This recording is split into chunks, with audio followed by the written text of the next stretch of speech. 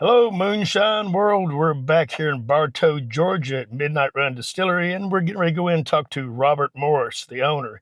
He's got some interesting story to tell, so let's go give Robert a shout and see what's going on. Here you go. Here's the building here. Looking good. Yeah. Midnight Run Distillery. Moonshine, Bartow, Georgia. Let's go in here and see what's going on. Yeah. Wow, look at this place. Catch him early in the morning before anybody gets here. So we can do a little bit of talking.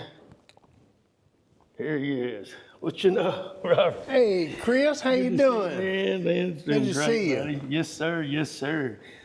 Well, I come to visit. You know, I told you I was going to come down. Levi just had his kid the other day, or actually last week, and we're visiting in Augusta. So I thought I'd pop down here and give you a shout and talk whiskey, talk moonshine, and just hang out for a little bit, bug you. Well, good to see you. It's been a while. It's been a minute. Yep. Give me, the story back in the day. It's been 10 years. You reminded me, 10 years. Yep.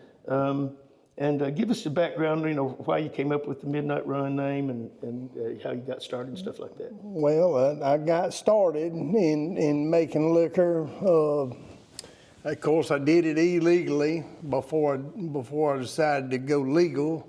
And I had roofed houses for 18 years, and I retired after 36 years on the Augusta, Georgia Fire Department, and I was looking for something easier than riding ambulances or roofing houses. So we bought us a steel and got to playing with it. My mentor was a retired revenue agent. He had busted steels and turned over mash pots and everything. He'd never made any whiskey, but he had drank a lot of it, and he told me what he saw. And he told me, he says, well, I'm not going to give you the little secret away, but anyway, he told me, he said, how to make real good whiskey. So that's what I went to do. And most of our whiskey is made out of wheat. And so I started making whiskey and everything, and I took it to him, and he said, that's good. Whatever you did, keep doing it. And then, I like for trying, I think everything can always be better. So we run out of water to cut whiskey with one night, and went and got some water and cut it down and everything. And I tasted of it before I batched it up and all. And I told my kids, I said, don't put this whiskey with the rest of the whiskey. Put it to the side.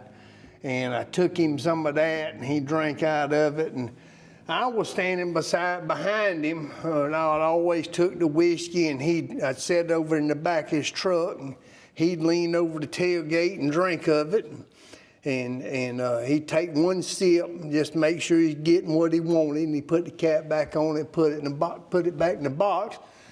Well, this time I took this whiskey up there that I'd cut with a different water, and he tasted of it, and he went to put the cap back on it, and then he went to set it down. He took the cap back off and tasted of it again, and he said, he never turned around. I was standing behind him. All the words I heard out of his mouth was, you going to jail.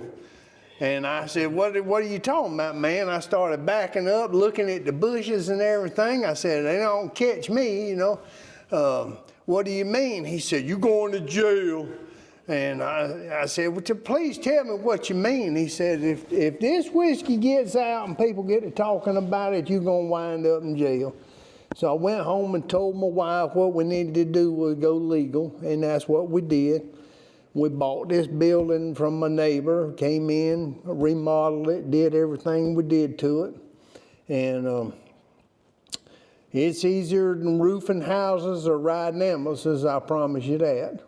And we make everything we sell here. Of course, when we got started, we needed a still. That's the only thing we didn't have. We did a lot of research and wound up with contacting you, Chris Kedley, with Rocky Point Copper Stills. And We talked about what we was gonna do, what we wanted it to look like, blah, blah, blah. Wanted it to be old school. I do have a stainless steel rig back there, but we went with all copper 200-gallon steel from you. Got that, brought it down, you delivered it. It makes good whiskey. That's all I can tell you. Well, I put a lot of hard work into it. That was more or less an art piece to me more than it was. Oh yeah, well it pretty well launched it made your business take off when you posted that steel on the internet. Yeah, I still use it on my website. As a matter of fact, we're redoing the website now. Let's go back here and take a look. All right.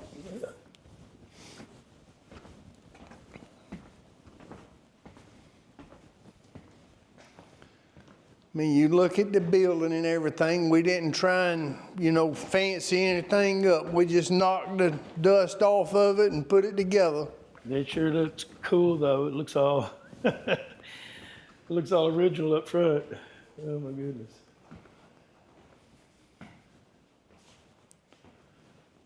All right. I'm sure a lot of our listeners don't understand what's going on here, but this is an electric run still.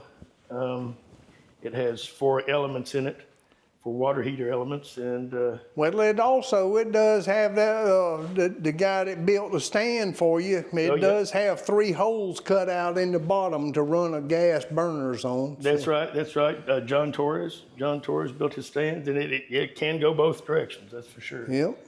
And of course, you can see you got a typical pot head.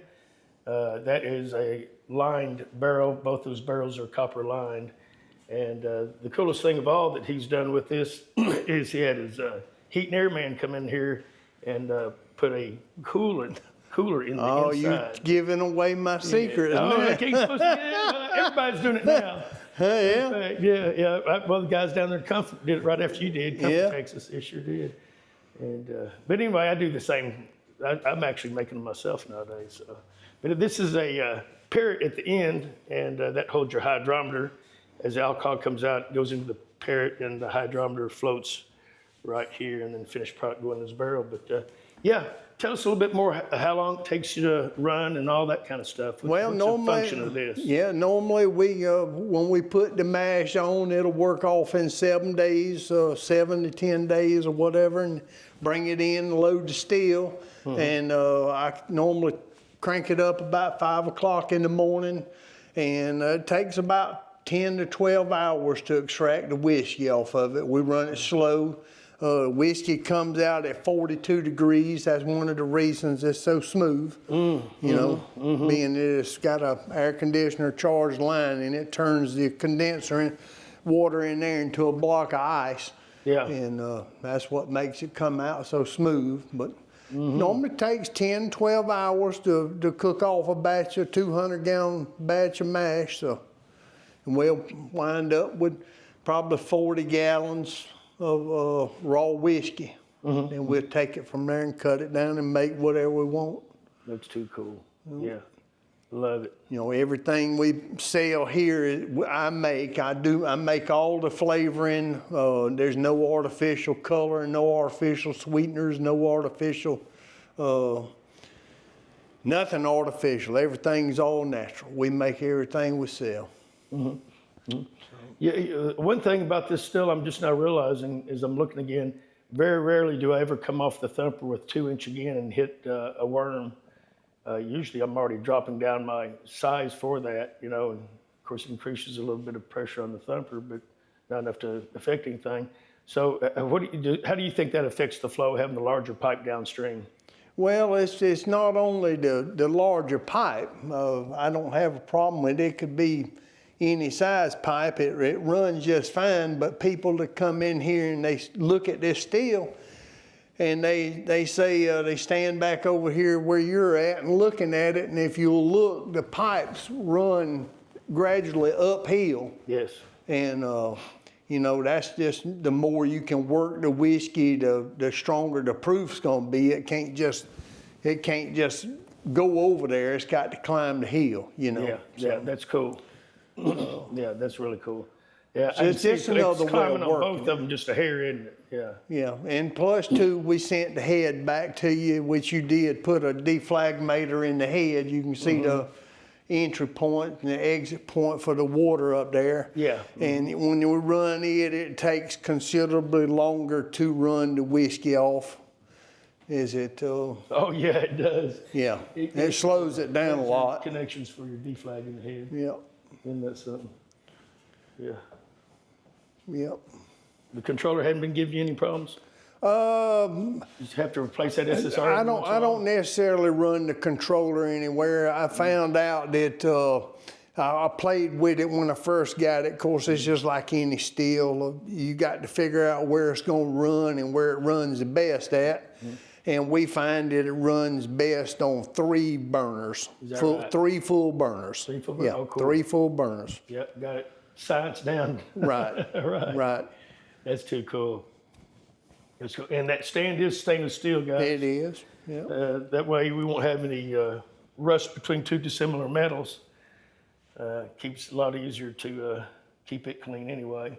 But of course, we want the can to look patinaed, you know what I mean? That's what the whole thing with the barrel and the wood is. It's supposed to look woodsy, isn't it, you know? Well, I mean, If you clean it all the time, you'd be cleaning it every right. week. I mean, it's, you know, you do have to clean the copper, the steel, you know. Yeah. But I wanted old school look. This is what you would have found if you'd have found one in the woods somewhere. You'd have found a copper pot and 2 wood barrels. So, you know, we juggled over the name of the distillery when we first got it, and we came up with Midnight Run, because that's when whiskey was made. You know, it was made in the middle of the night, so. Yeah, I know, isn't that right? Yep. Well, we sure had fun. Levi was 13 years old when he came and helped us with this, and he did a lot of the artwork there on it too with it. So, yeah, it'd be great to come back down and visit with him before we head back to Kentucky, and he's heading back here in a couple of months, so we'll come visit you again. All right. That's for sure. Well, is there anything else you can tell us about where can you find the whiskey local and all that kind of stuff? Well, we What you got just going on? distribute in the state of Georgia. Right now, I have 2 distributors, Atlanta Beverage and AB Beverage in Augusta, Georgia. But, you know, I don't have any idea or knowledge to tell you what store it's in or how many stores it's in. Oh, is that right? Yeah, they're in control. It's hard to get shelf space. We sell a majority of it out of the distillery right here. So. Yep. That's right. Well, maybe that when the economy comes back, everybody will start kicking again, because the still business has been slow too. You know. Yeah. Well, like I said, the bridge closure over here outside of town and the detour really affected our sales and this, that, and other. But it's coming back. The bridge is back open. Yep.